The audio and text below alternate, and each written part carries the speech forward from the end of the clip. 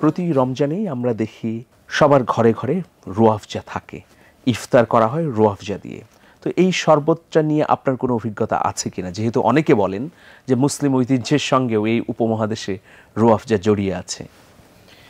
অনেক ধন্যবাদ। আসলে রমজান এলে আর কি রমজানের সাথে রুয়াফজার এমন একটা সম্পর্ক তৈরি হয়েছে, এটা আমি ছোটবেলা থেকেই উপলব্ধি করেছি বা আমার যতটুকু মনে পড়ে।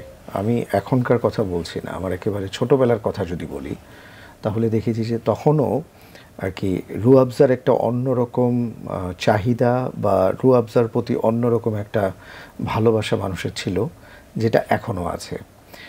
আমি যদি আমার কথা বলি, আমার পরিবারের কথা বলি, তাহলে দেখব যে আমি আপনাকে এটা বলতে পারি যে ইফতারিতে আমাদের রুয়াফজাটা থাকে এবং পার্সোনালি আমার রুয়াফজাটা ভাল লাগে, খুবই ভালো লাগে। এবং বিশেষ করে আমি যেভাবে রুয়াফজাটা পান করে থাকি সেটা হলো যে পানির মধ্যে নিরেট রুয়াফজাটা আসবে, এক গ্লাসের মধ্যে আপনি 1 চামচ রুয়াফজা দেবেন এবং হালকা একটু চিনি দেবেন। এটি আমার কাছে খুব টেস্টি লাগে। তো আলহামদুলিল্লাহ, আমি এতটুকু বলি যে রুয়াফজা এটা একেবারে ছোটবেলা থেকে এর সাথে একটা সম্পর্ক জড়িয়ে আছে। আমরা ছোটবেলায় মনে করতাম যে এটা খাওয়া সম্ভবত সওয়াবের কাজ, এবং বড় হয়ে যে ব্যাখ্যাটা পেলাম যে সেটা আপনার সঙ্গে একটু শেয়ার করি। সেটা হচ্ছে যে রুয়াফজা বিকৃত অর্থ যে লভ্যাংশটা হয় সেটা মানব কল্যাণে ব্যয় হয়।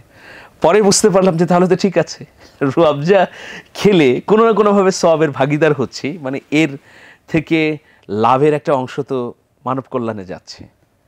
এটার আমি বলবো যে এটা একটা আপেক্ষিক ব্যাপার। কেউ যদি শুধু শুধু এইভাবেই রুয়াফজা খান তাহলে তিনি সওয়াবের ভাগিদার হবেন না।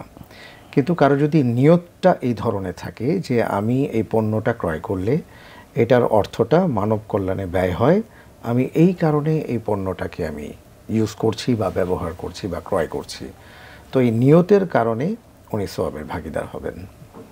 অনেক ধন্যবাদ আপনাকে। আপনাকে ধন্যবাদ। শরবত রুয়াফজা পবিত্র রমজান অফার।